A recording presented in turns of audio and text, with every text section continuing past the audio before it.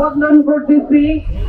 এই যে ছোট একটা শিশু মাগুরার আসিয়া, ওর কথা শুনলে আপনাদের কাছে কেমন লাগে ভাই? আমরা তো শুনে কি যে অবস্থা, আমাদের শরীরের লোম কাটা দিয়ে ওঠে। আমরা এই সরকারকে বলবো অনতিবিলম্বে আমাদের সবার সামনে ওকে ক্রসফায়ার দেওয়ার জন্য, এরকম যেন আর কোনো মেয়ের, বাংলাদেশের কোনো মা, কোনো বোনের এইভাবে ধর্ষণ না হয়। যেই ব্যক্তি এইরকম কাজ করতে পারে, যেই ব্যক্তি এইভাবেই করতে পারে, তাকে জনগণের জনসম্মুখে ক্রসফায়ার দিতে হবে, আর নয়তো তাকে ফাঁসি দিয়ে মারতে হবে। আমরা আগস্টের ছাত্র আন্দোলনে ছিলাম, সারা বছর 17টা বছর আমরা অত্যাচারিত, আমরা নিপীড়িত, আমরা এরপরেও আমাদের উপর এইভাবেই হবে। সরকার কি করতেছে আমার প্রশ্ন।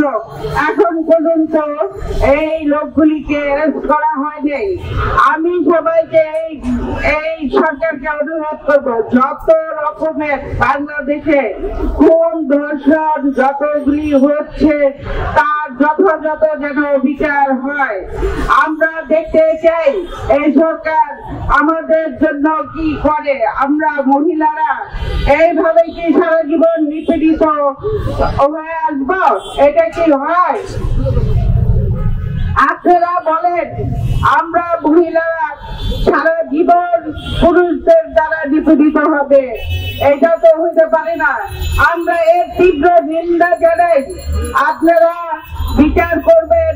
আমি সরকারকে জোর গলায় বলতে চাই, আপনারা 24 ঘন্টার মধ্যে এই আসিয়ার আসামিদের আপনারা বিচার করেন এবং জনসম্মুখে সবার সামনে বিচার করতে হবে। তা না হলে ও শান্তি পাবে না, ও রাত্রিরা শান্তি পাবে না, আমরাও শান্তি পাবো না। আমাদের তারুণ্যের অহংকার তারেক রহমান আসিয়ার খোঁজ খবর দিচ্ছে, আমরাও দিচ্ছি। আমাদের সবাইকে দোয়া করবেন, আমরা যেন সব সময় ওর খবর নিতে পারি। আরো যারা এভাবে নির্যাতিত হচ্ছে সব মায়েদের, সব বোনদের খবর দিতে পারি।